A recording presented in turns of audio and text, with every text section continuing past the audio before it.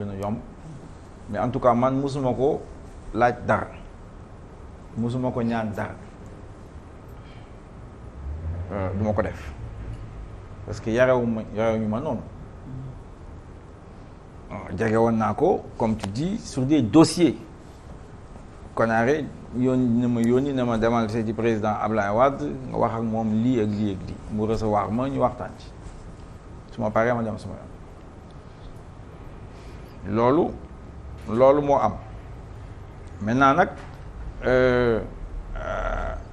pourquoi aujourd'hui on est à Wallu xam nga loolu maanaam nee naa leen 2012 nous sommes allés tout seuls tekki sans coalition ni quoi que ce soit à l'Assemblée nationale ci biir tekki évidemment c'est pas simple la politique parce que y en a qui ont estimé à un moment donné que dañu waroon ànd ak Macky Sall pour des tas de raisons bon yooyu yëpp dafa bokk ci évolution politique mais ce qui a surtout déterminé le changement de stratégie politique mooy quand on a découvert le pétrole et le gaz Macky Sall ne moom dafa bëgg réduire l'opposition à sa plus simple expression maanaam rendi opposition bi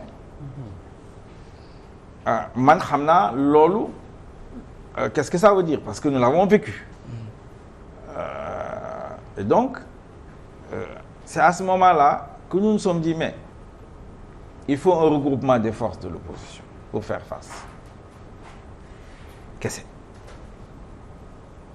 maintenant évidemment à l'époque il y avait comme force de l'opposition le PDS ak ñu mu àndal ñu qui ont perdu le pouvoir muy AJ muy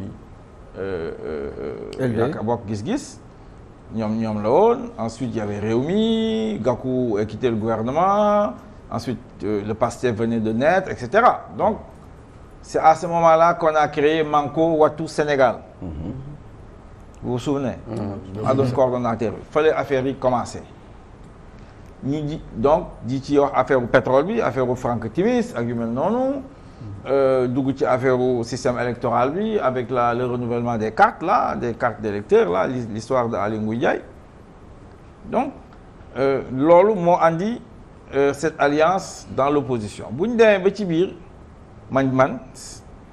on s'est dit mais écoute il faut bloquer parce que Macky Sall comme il voulait réduire l'opposition et en réalité man lu ma gëm mooy moom émirat gazier la fi bëgg a def c'est-à-dire def ni Paul Biya rester ici muy multiplier ses mandats la muy laam-laam yëpp fa la jëm loolu la bëgg alors donc il faut le bloquer comment le bloquer c'est là où en 2017 on s'est dit on pourrait le bloquer aux législatives man j'avais pris sur moi l'initiative j'étais coordonnateur de Manko Wattu seeti leen ñëpp ne leen est-ce que mën nañoo juboo ci liste législative nangu Assemblée nationale suñ ko nangoo à ce moment-là dinañu bloquer les projets de Macky Sall yaa ngi may dégg c'est comme ça qu'on est parti en 2017 ñu ko monté 2 ou 3 jours avant ça a explosé Idrissa Seck ak Gakou ànd de l'autre côté ak Khalifa Sall créé Manko Taxawu xawma quelque chose comme ça ñun finalement on s'est retrouvés avec comme ça la veille on a décidé d'aller ensemble avec le PDS sur la base d'une décision politique en disant bon écoutez les autres nous ont lâchés on était même coincés on est allé avec le PDS bon le PDS a accepté que Wade dirige la liste ñu dirige la liste bi moo andi l'alliance en 2017 donc c'est quelque chose qui s'est décidé à la dernière minute sur quelle base la défense de la démocratie et des libertés loolu mooy suñu entente politique loolu moo daw ba à la fin quand on est arrivé vers les locales à ce moment-là vous avez suivi ce qui s'est passé PDS PASTEF Taxawu ak PUR ñoo waxoon ne ñoom dañoo bëgg a ànd créer seeni coalition pour les locales ñu dem ba ci biir mu exploser noonu la demee mu exploser PDS demal boppam ñun à l'époque entre-temps ñu créé suñu CRD di xeex ci affaire u BBC beeg pétrole bi ak Abdoul Mbaye ak Thierno Alassane et cetera ñu nekk ci yooyu CRD bëggoon liggéey ak Yewwi waaye Yewwi bëgguñu c'est ça la réalité bëgguñu ñoom Khalifa Sall les autres là ne bon voilà créer des barrières finalement ça s'est pas fait alors à l'impossible nul n'est tenu donc loolu moo tax après PDS ne ñoom comme ñoom jubóo ci ñun est-ce que mën nañu ànd au local ñu créer Wallu donc en réalité en tout cas c'est pas un abandon idéologique chez Tekki ni un abandon de programme mais circonstances yi ñoom ñoo andi loolu. mais dama dafa am lu mu wax sànq biir assemblée. surtout fa laa bëgg ñu des fa. parce que sa ànd ak Wallu bokk na ci moo waral nga dugg assemblée nationale en tout cas ci bannière boobu nga duggee assemblée nationale ñu gis beneen mbir muy Mamadou Lamine Diallo souvent li nga xam ne moo di Wallu yoon wa ñuy jël doo ko jël. da ngay jël souvent yoon yu ci bari yoo xam ne moom ngay jël mooy yoon yi waaye Yewwi Askan Wi di jël pourquoi. décision yu ni mel nga di ko taxawee ci assemblée. lu tax yoo waxloo ne yoon bu ma jël moom la Yewwi Askan Wi di jël. ah yéen a bokk motion de censure bi voté nga ko. déglu ma. waaw lu tax waxloo loolu. man kenn du ma tënk. c'est pas possible ici au Sénégal. ci loolu sax dama ko ci yokkal ndax dañu ne. bi ñuy dàq Mimi Touré da nga bokk ci ñu voté contre. waaw est-ce que bi nga ko defee pare waa Wallu yi merewuñ la. looy Wallu man maay Wallu. oui. parce que coalition. non mais attends de quoi vous parlez là Wallu mooy kuy Wallu. man maa doon coordonnateur Wallu. PDS ay la nel PDS. voilà. ñu ngi ci biir coalition Wallu bu ñu demee assemblée ñu tudd groupe parlementaire liberté démocratie et changement am texte bu ñu tënk sur les libertés ak démocratie ci loolu la ñuy liggéey on n'a pas de problème. Par contre, bon, par exemple, loi des finances bu mu ñëwee mais man nee naa leen man du ma voter budget mais ñeneen ñi ça les dérange pas de voter des budgets des ministères ak yooyu même à l'époque beneen quand on était dans l'autre assemblée non inscrits yi ñu bare là qui sont dans Yewwi aujourd'hui dañuy voter budget Macky Sall ma ne leen mais yéen mënu leen ne d'accord leen ak politique Macky Sall ngeen di voter budget ay ministères mënta nekk. Le budget moom mooy refléter la politique. Absolument. Position boobu laay défendre moom laa défendre moo tax voté mu budget Macky Sall léegi dossier motion de censure bu mu ñëwee idée d'ailleurs motion de censure idée bi mu ngi jógee ci ay député Wallu waaw fa la jógee idée bu motion de censure waaw fa la jógee ay député Wallu waaw ñoom ñoo ko doon waxtaanee ne ñii war nañ leen dóor motion de censure on a les moyens si oui man du ma fen noonu la demee te kenn du ko wetti alors léegi maintenant waa Yewwi jël ne ñoom ils vont porter ça ok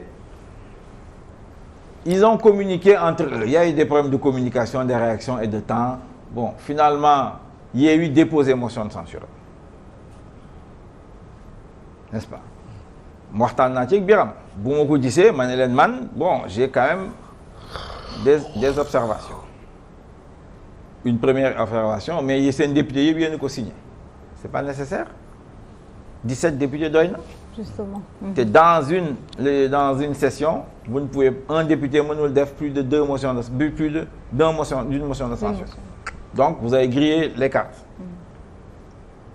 benn soo leen ma laajoon nu ko defee noonu ñaareel bi motivation yi sax naroo ma ko woon bindee noonu parce que il faut nga am motivation parce que la motion de censure day viser premier ministre bi directement donc premier ministre bi dafa war a def ay erreurs yoo xam ne jàpp nañ ne war nañ koo mën a daaneel bon cela dit plus maintenant les couacs de communication qu'il y a entre les présidents de groupe est-ce que ça valait la peine de dire sur cette base-là du ma ko voter comme def nga ciy grief ke mën nañ ko bañ a voter non ça c'est de l'enfantillage am na ci yoo xam ne d'accord ci c'est de l'enfantillage man ma fonctionner noonu ah non yooyu mais j'ai fait des observations mais l'axe qui est aujourd'hui c'est un axe d'opposition gouvernement duñ ko baal dara ça c'est plus important que lu may doon wax noonu noonu la ñuy fonctionner waat quelle est la contradiction principale voilà donc ñu ne à ce moment-là on s'est réunis on a discuté bon au niveau de notre groupe parlementaire voilà on a échangé et, donc voilà comment ça s'est passé Et bon, il y a pas de problème, hein. Vous en faites une montagne, mais Lamine Thiam, on parle tous les jours et les autres. Donc, ma andi voté motion de censure. Bu affaire Mimi Touré bi ñëwee. Honorable, motion de censure, je peux juste ajouter quelque chose? Oui, parce que vous l'avez dit tout de suite, il fallait au minimum mënoon nañu am 17 députés et pourtant ñoom ils ont grillé toutes leurs cartes comme ni ñu ko waxee dem ba 53. Loolu ça veut dire que c'est fini, c'est fini pour fi mu nekk nii. Pour la session, waaw. Oui, pour la session, parce que ñoom ils pouvaient bien également comme on dit tenir le gouvernement au collet ci moment boobu ak motion de censure bi le premier ministre, mais c'est raté. Est-ce que députés yi nga xam ñoo nekk opposition ils sont assez outillés, assez formés pour xam li nga xamante ni ou bien est-ce que ils se forment, est-ce que ñu ngi leen di former ci loolu parce que lu mel ni nga en tant qu'opposition foofu ci groupe parlementaire nga raté une telle occasion, franchement c'est bon écoute pour 17 personnes nga dem même Sadio Mané day raté penalty donc vraiment ça c'est pas un problème. Mais léegi raté tout dugal de 17 mais mënoon nga am plusieurs possibilités. Oui, mais bon, voilà. En plus ñu tendre Amadou Ba la perche parce que boo xoolee déclaration de politique générale bi ñu ba dañ ko jàppoon échec.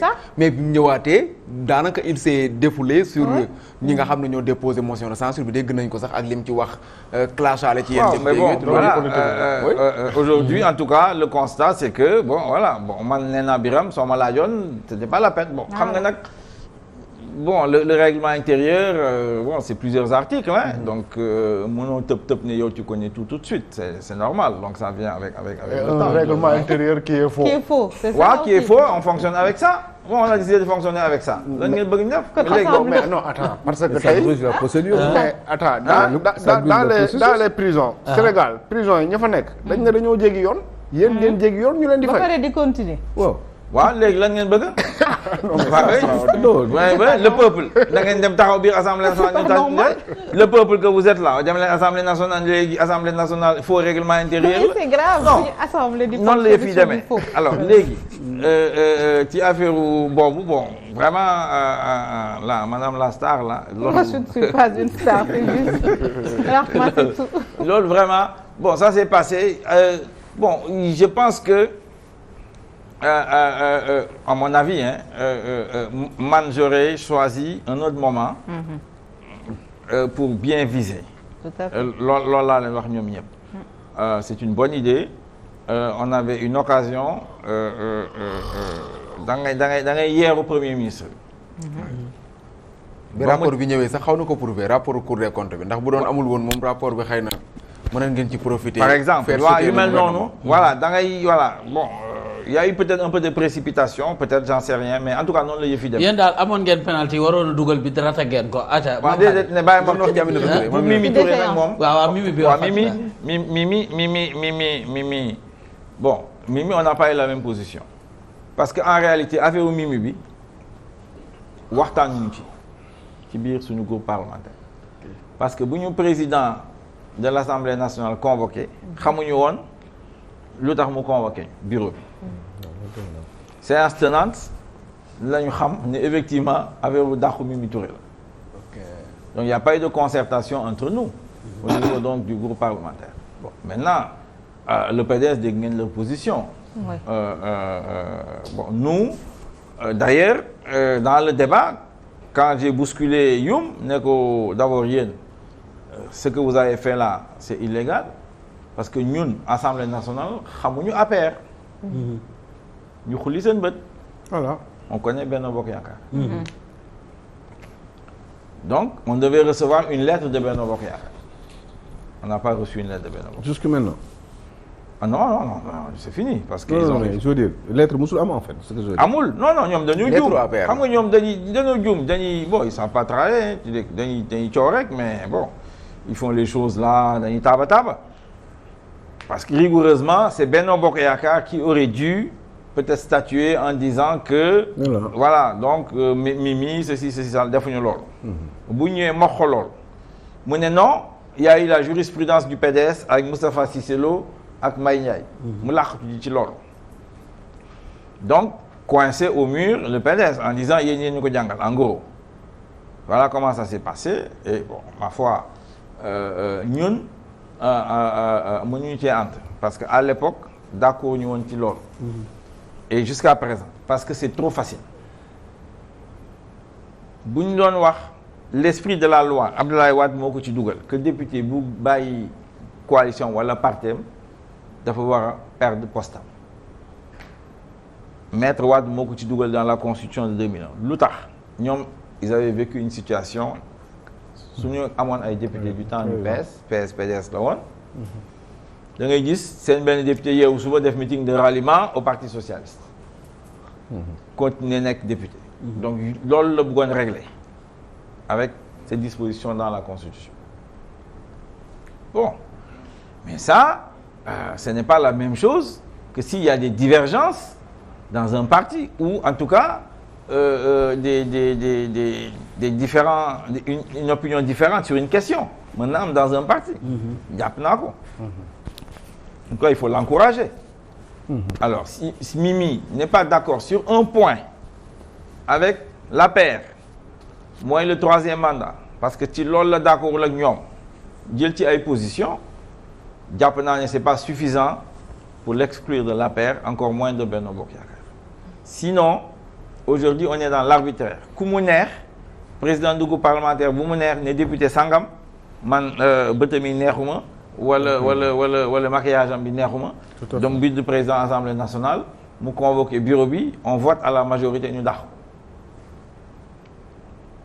et ça ce n'est pas bon pour la démocratie sur cette base-là j'ai dit moi je ne suis pas d'accord pour aujourd'hui qu'on expulse Mimi de l'Assemblée nationale moo tax man ma voté contre noonu la demee PDS à sa position voté pour voilà donc léegi bu wax ne moi j'ai suivi Yewwi Askan Wi bon cette position-là Ndeye Fatou Touré député de Tekki l'avait déjà du temps de Moustapha Cissé Lo et de Mbaye Ndiaye c'est la ligne de